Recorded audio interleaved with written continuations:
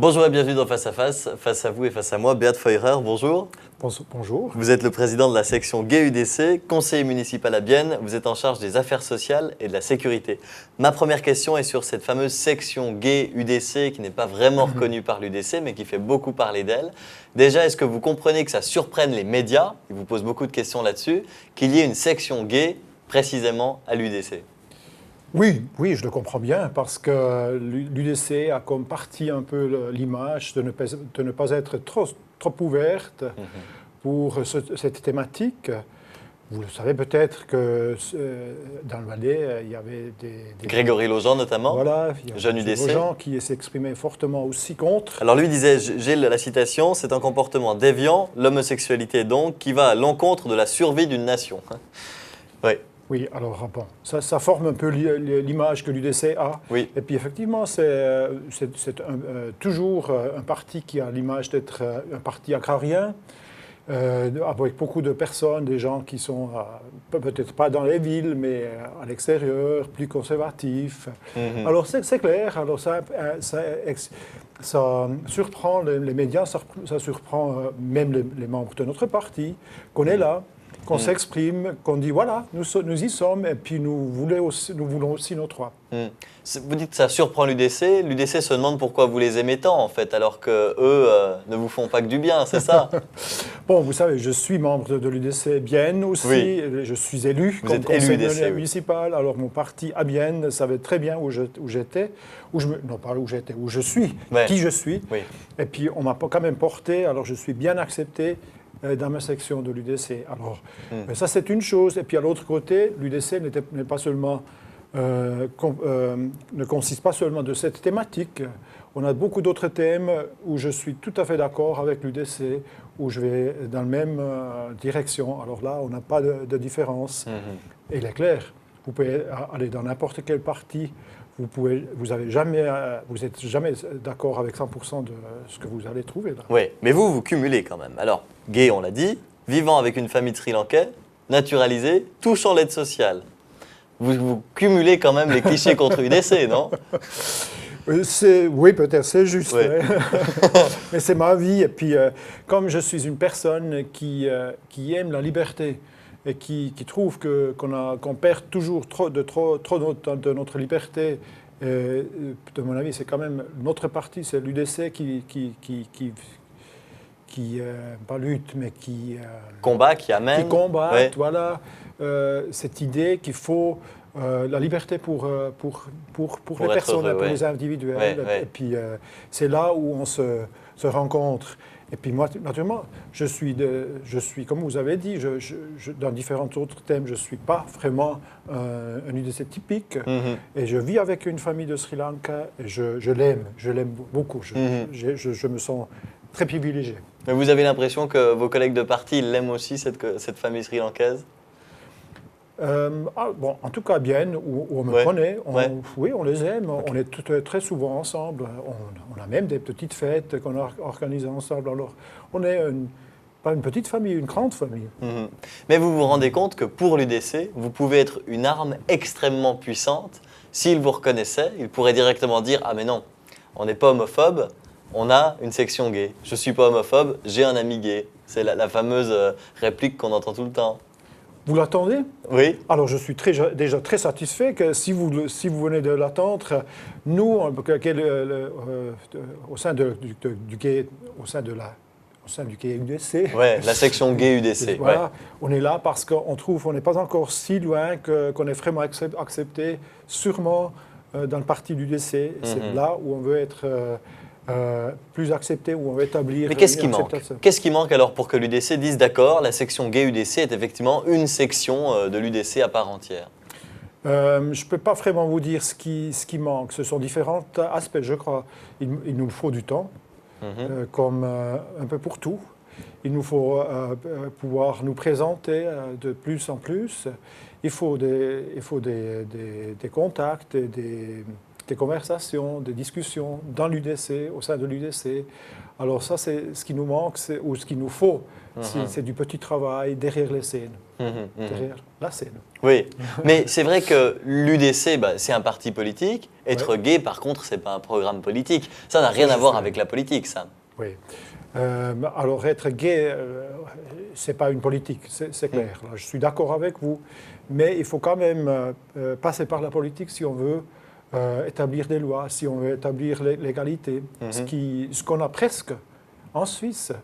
Mais il ne faut pas oublier, qu'il faut seulement regarder envers nos frontières, direction Paris, et puis on remarque, on n'est pas si loin que nos droits qu'on a sont mis en danger. Oui, vous dites regardez Paris, on peut regarder Sion, Grégory Laujean, et là aussi, et puis voilà, on a l'impression.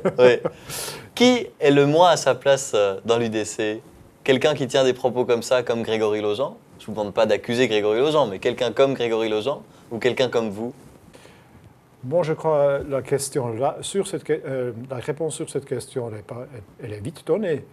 Grégory Laujean, de mon avis, avec ses points de vue, il ne devrait pas être dans l'UDC. Il devrait trouver un autre parti politique, alors? N'importe où, même. Pas dans un parti politique. Parce que... Vous le croisez aux assemblées parfois, Grégory Laujean? Non, jusqu'à maintenant. D'accord. On croise les doigts alors. On touche bon, j'ai rien contre lui personnellement, mais... lui a quelque chose contre vous personnellement, par contre. Oui, je sais.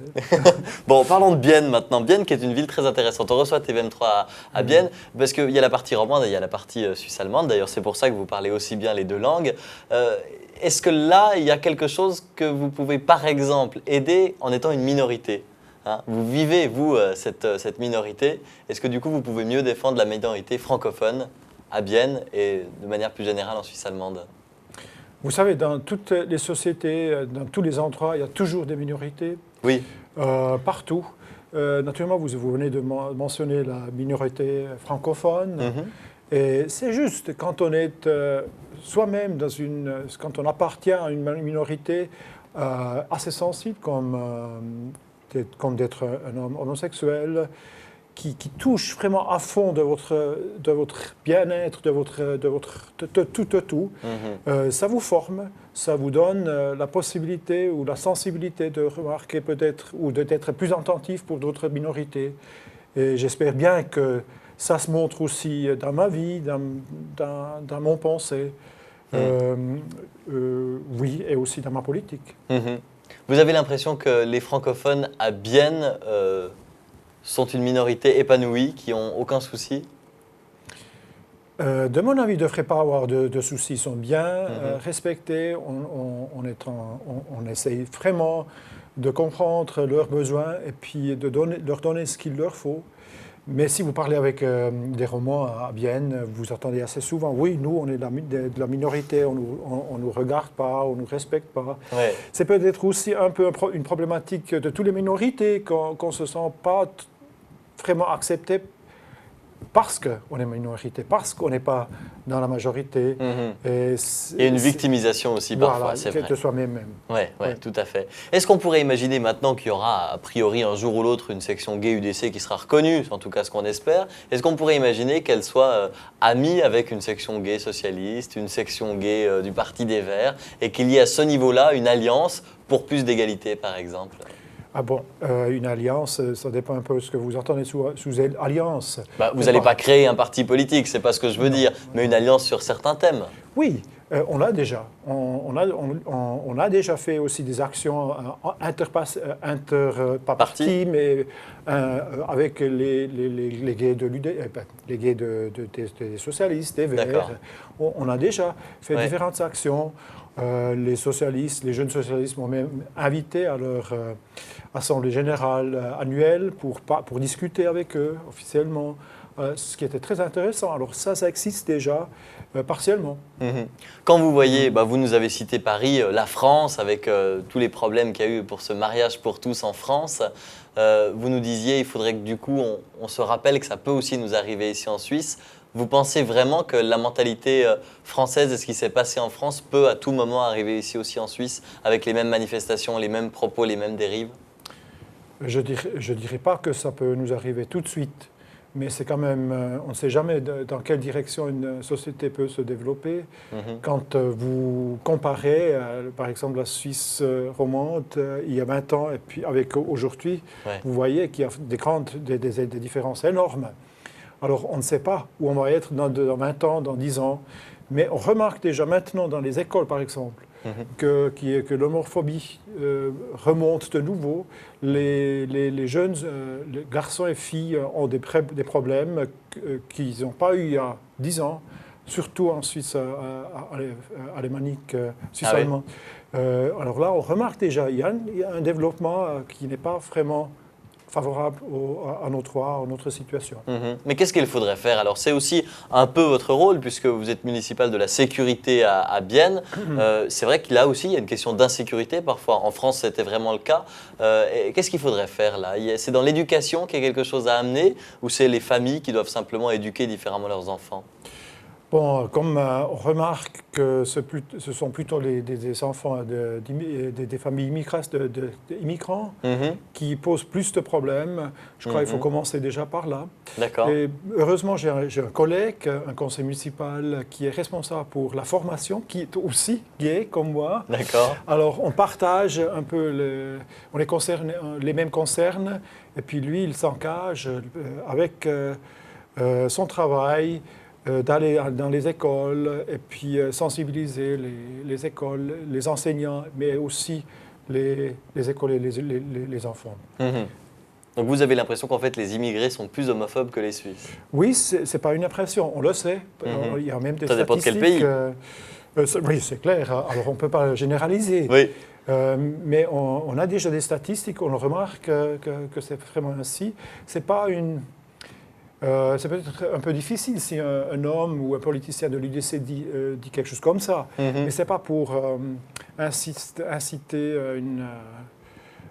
comment on dit une haine ou... Oui, une haine contre les étrangers, Ouais. mais il ne faut pas non plus fermer les yeux devant les réalités. Quand vous voyez l'utilisation du mouton noir par l'UDC, la thématique du mouton noir, à l'époque c'était pour les étrangers criminels, c'était dans une campagne très particulière. Mais le mouton noir, on l'utilise aussi souvent, par exemple pour une personne homosexuelle, de dire oui, mais c'est le mouton noir dans le troupeau de moutons. Ça vous, justement, on parlait de cette minorité qui vous sensibilise sur les autres minorités. Ça vous pose pas plus problème à vous qu'à un autre UDC, ça? Bon, vous savez, ça c'est une thématique qui m'a jamais vraiment touché. Je me sentais jamais comme un mouton noir, même pas dans l'UDC. Alors, on ne me traite pas comme un mouton noir. Je suis accepté comme personne. Vous êtes un mouton blanc. Bon, peut-être, on pourrait le dire comme ça, mais je me sens accepté. Oui. C'est ça ce qui est pas important, ce qui n'empêche pas d'aller en avant et puis de demander aussi des droits, de l'acceptation. Disons, parlons du droit d'adoptation. D'adoption, oui. Où on n'a pas encore les mêmes droits. Oui, tout à fait. C'est là-dessus, à votre avis, qu'il y a l'égalité qu'il faudrait. Vous disiez, on est presque à l'égalité entre homosexuels et hétérosexuels. C'est sur l'adoption qu'il y a encore quelque chose à gagner, c'est ça, à votre avis? C'est juste, oui. Ouais. Et vous savez que c'est ça qui fait très peur en France et qui fera aussi sûrement très peur ici. Oui, mais je ne comprends pas pourquoi. Parce que il faut toujours se demander quelle est l'alternative.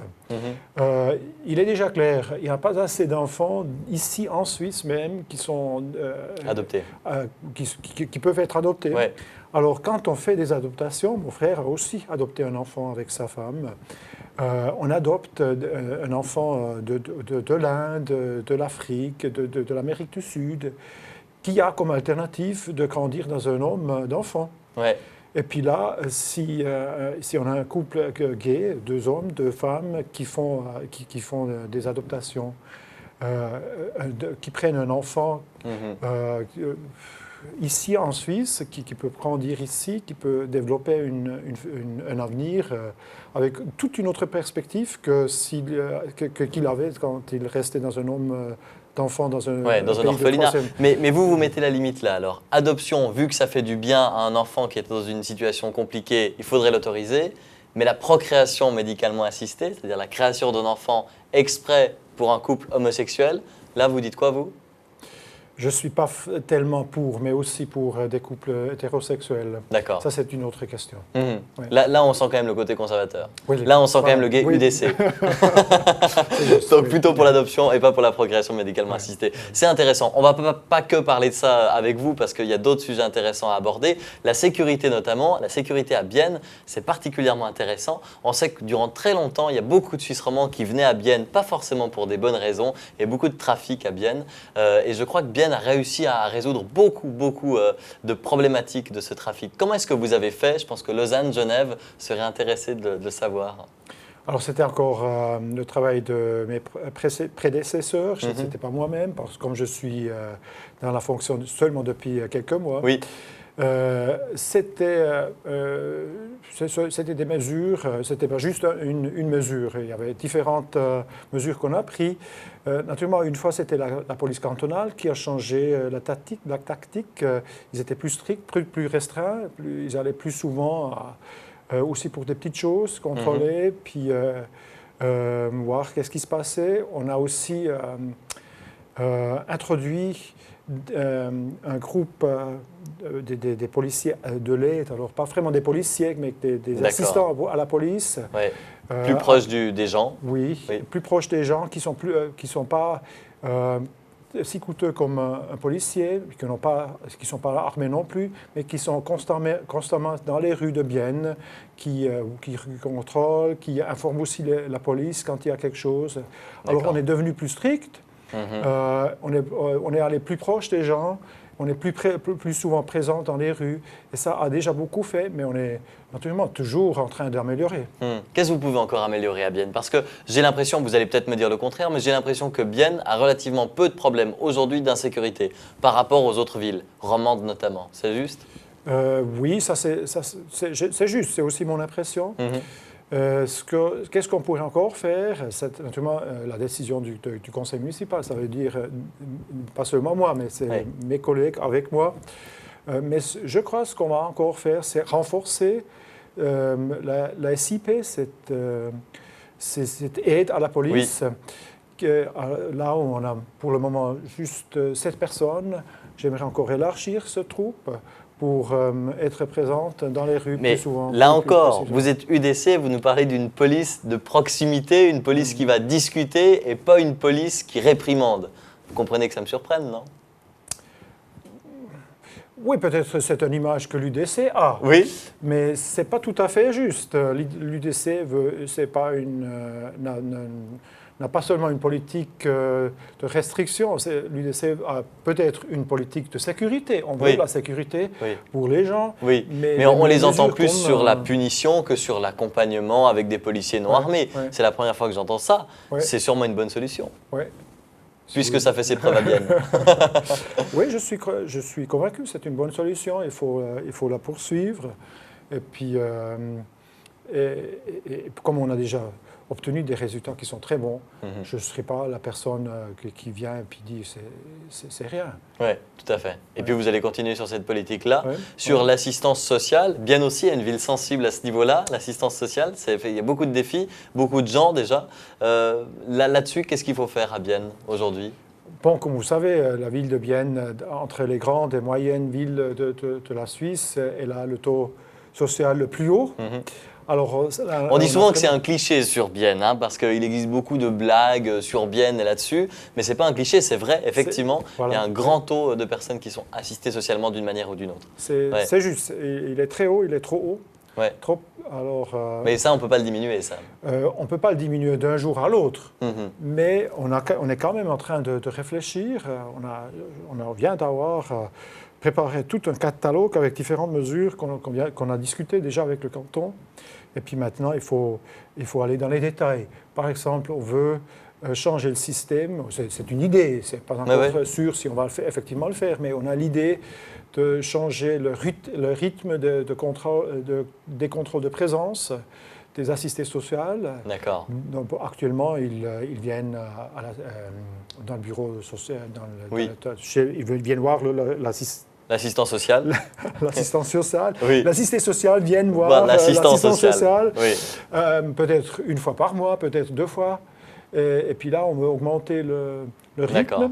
rythme, ça nous aide de voir est-ce que ces personnes sont vraiment là, est-ce qu'ils sont prêts de aussi faire quelque chose. Et puis ça leur donne aussi, ça les incite aussi de ne pas juste rester à la maison et puis de faire n'importe quoi. Ouais, que ce soit l'assistance sociale, soit aussi une présence et pas simplement un virement bancaire mensuel. Merci beaucoup, c'était très intéressant de vous recevoir. On Merci rappelle à que vous. vous êtes le conseiller municipal en charge de la sécurité et des affaires sociales et vous êtes le président de la section Gay UDC. Merci beaucoup Beat Ferrer. Merci à vous.